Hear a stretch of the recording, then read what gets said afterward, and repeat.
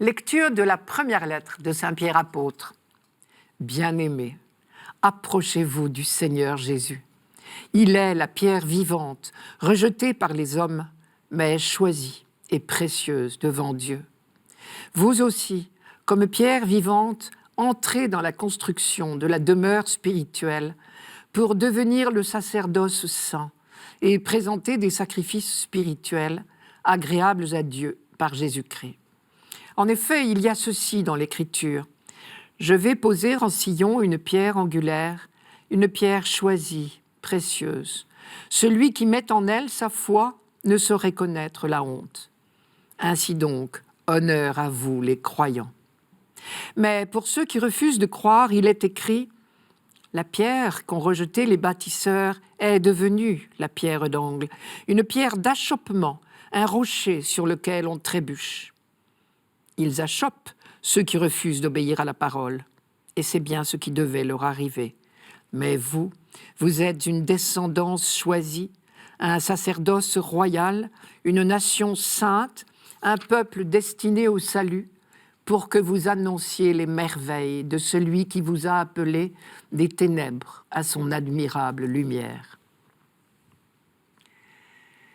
C'est le même verbe en hébreu qui signifie construire une maison et aussi fonder sa famille ou fonder une société.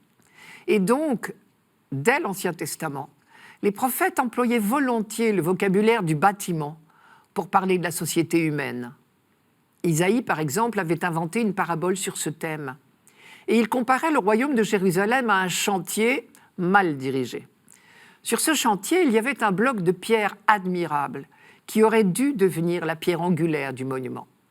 Mais les architectes méprisaient ce bloc de pierre et préféraient utiliser des pierres de mauvaise qualité. C'était une manière pour Isaïe d'accuser les autorités d'abandonner les vraies valeurs et de fonder la société sur de fausses valeurs. Plus tard, avec le temps, on avait pris l'habitude d'appliquer ce terme de pierre angulaire au Messie. Lui saurait reprendre et restaurer le chantier de Dieu. Pierre, à son tour, développe cette comparaison pour parler du Christ. Jésus, le Messie, est bien la pierre la plus précieuse que Dieu a mise au centre de l'édifice. Et à tous les hommes, il est proposé de devenir des pierres du monument. Ceux qui acceptent de faire corps avec lui sont intégrés à la construction. Ils deviennent eux-mêmes des éléments porteurs. Mais bien sûr, c'est un choix à faire. Et les hommes peuvent tout aussi bien faire le choix inverse, c'est-à-dire refuser le projet et même le saboter. Tout se passe alors pour eux comme si la pierre maîtresse n'était pas au cœur de l'édifice. Elle est restée par terre, bloc admirable, mais encombrant sur le chantier. La pierre qu'ont rejetée les bâtisseurs est devenue une pierre d'achoppement, un rocher sur lequel on trébuche.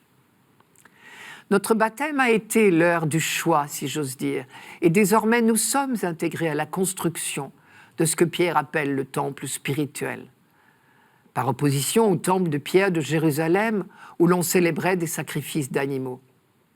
On sait bien que depuis le début de l'histoire, l'humanité cherche à rejoindre Dieu en lui rendant le culte qu'elle croit digne de lui.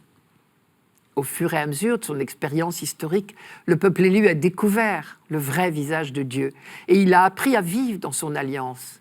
Et peu à peu, à la lumière de l'enseignement des prophètes, on a découvert que le vrai temple de Dieu, c'est l'humanité et que le seul culte digne de lui est l'amour et le service des frères et non plus des sacrifices d'animaux. Mais voilà qui nous engage terriblement. Le temple de Jérusalem était le signe de la présence de Dieu dans son peuple. Et désormais, le signe visible aux yeux du monde de la présence de Dieu, c'est nous, l'Église du Christ. La phrase de Pierre résonne donc à nos oreilles comme une vocation. Vous aussi, comme pierre vivante, entrez dans la construction de la demeure spirituelle. Encore une précision, il s'agit bien d'un choix qui met en œuvre notre liberté. Il ne s'agit pas de prédestination. Pierre distingue entre ceux qui donnent leur foi au Christ et ceux qui refusent de croire. Donner sa foi, refuser de croire sont deux actes libres. Pierre ajoute « Ils achoppent ceux qui refusent d'obéir à la parole et c'est bien ce qui devait leur arriver. Cette dernière phrase dit seulement la conséquence de leur choix libre, mais pas une prédestination par une décision arbitraire de Dieu. Le Dieu libérateur ne peut que respecter notre liberté. Lors de la présentation de Jésus au temple, rappelez-vous, Siméon l'avait annoncé à Joseph et Marie. Il avait dit, il est là pour la chute ou le relèvement de beaucoup en Israël. Siméon ne disait pas là une nécessité exigée par Dieu, mais les conséquences de la venue de Jésus. Et effectivement, sa présence a été pour certains occasion de conversion complète, tandis que d'autres se sont endurcis. Pierre conclut, mais vous êtes une descendance choisie, un sacerdoce royal. Au jour de notre baptême, nous avons été greffés sur le Christ. Le rituel du baptême dit « Vous êtes devenus membres du Christ, prêtre, prophète et roi ».